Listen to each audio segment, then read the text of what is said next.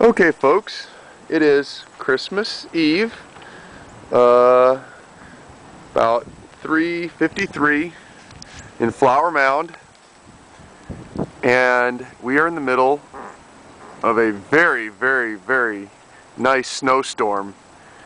We are having a white Christmas, and this is my puppy, Schultz Wolf. Hey Schultz, you a good boy? You a good boy, Schultzy? Look at this. Wow.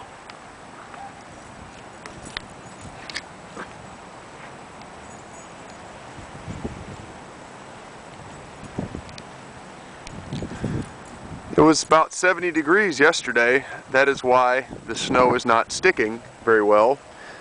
This is projected to last until at least 8 p.m. tonight. So as you can see, we're approaching half an inch of accumulation.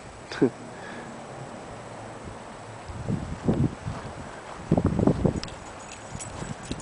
have an icicle hanging off of my guy anchor support.